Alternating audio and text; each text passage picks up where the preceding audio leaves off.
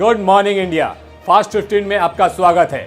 चलिए देख लेते हैं फटाफट फास्ट 15। बंगाल में तृणमूल कांग्रेस ने प्रचंड जीत हासिल की है। ममता बनर्जी तीसरी बार सरकार बनाने जा रही हैं। वहीं बीजेपी का 200 पार का सपना अधूरा रह गया।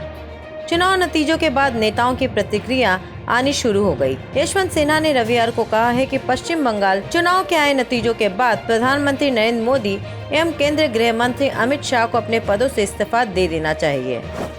ममता दीदी को शुवेंदु दादा ने 1993 वोटों से हरा दिया है। ममता ने अपनी हार स्वीकार कर ली है।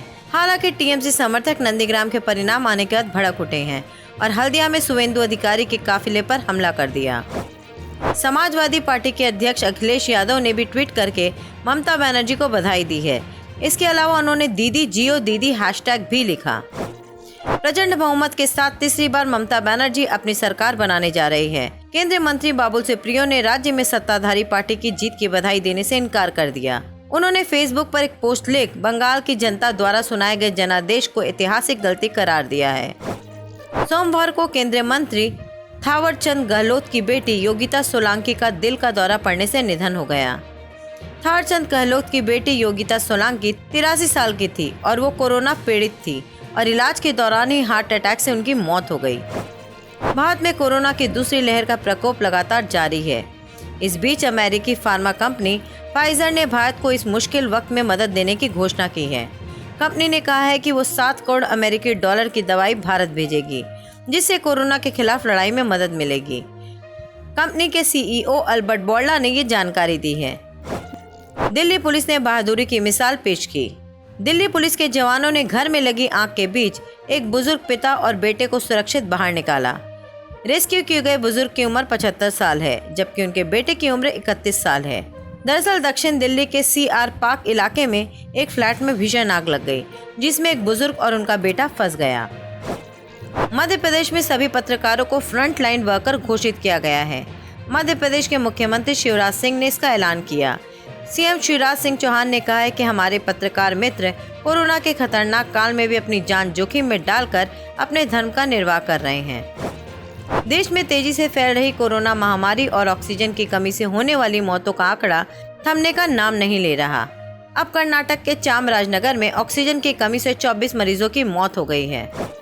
इस बुरे दौर में कई लोग भारत की मदद के लिए सामने आ रहे हैं। आईपीएल खेल रहे ऑस्ट्रेलिया खिलाड़ी कमिंस और दिग्गज तेज गेंदबाज ब्रेटली के बाद अब क्रिकेट ऑस्ट्रेलिया ने इस संकट के समय में मदद का हाथ बढ़ाया है। क्रिकेट ऑस्ट्रेलिया ने महामारी के खिलाफ लड़ाई में $50,000 का दान दिया है।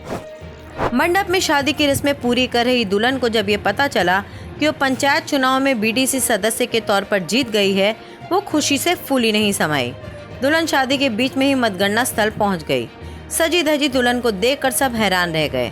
जब मालूम हुआ कि वो उम्मीदवार थी और जीत गई है, तो दुल्हन को मतगणना केंद्र पर आने दिया गया और दुल्हन ने भी अपनी जीत का सर्टिफिकेट लिया। उत्तर प्रदेश में बीजेपी प्रदेश प्रवक्ता डॉक्टर मनोज मिश्रा और मछली शहर के पूर्व बीजेपी सांसद रामचरित निषाद का कोरोना के संक्रमण से निधन हो गया। बीजेपी के प्रदेश प्रवक्ता मनोज मिश्रा का कानपुर के निजी अस्पताल में इलाज चल रहा था, जबकि पूर्व सांसद रामचरित निषाद का इलाज नोएडा के कैलाश अस्पताल में चल रहा था। उत्तर प्रदेश में कोरोना का कहर जारी है। इसको देखते हुए प्रदेश की योगी सरकार ने जारी वीकेंड लॉकडाउन को अगले 2 दिन और बढ़ा दिया है, यानी अब 6 मई सुबह 7 बजे तक पाबंदी जारी रहेगी। हालांकि इस दौरान टीकाकरण और आवश्यक सेवाएं पूर्ववत जारी रहेगी। केंद्र सरकार ने पिछले हफ्ते ही 18 साल से ज्यादा उम्र के सभी लोगों को 1 मई से कोरोना वैक्सीनेशन लगाने की छूट दे दी है, मगर कई राज्यों ने वैक्सीनेशन अभियान शुरू करने से इनकार कर दिया है। राज्यों का कहना है कि उनके पास वैक्सीन नहीं है, इसलिए 1 मई से वैक्सीनेशन के 3rd फेज को शुरू नहीं कर सकते। लेकिन अब दिल्ली और भुवनेश्वर में 18 से ऊपर उम्र वाले लोगों के लिए वैक्सीनेशन शुरू हो गया है। दिल्ली में वैक्सीनेशन को तेजी से देने पर जोर दिया जा रहा है। दिल्ली सरकार ने अब सरकारी स्कूलों में भी टीकाकरण केंद्र बनाने की तैयारी की है। दिल्ली सरकार के 77 स्कूलों में टीका केंद्र बनाए जा रहे हैं। सोमवार से राजधानी में 18 से 44 साल के लोगों को कोरोना का टीका लगाना शुरू होगा। आज के फास्ट 15 में इतना ही। कल फिर होगी आपसे मुलाकात।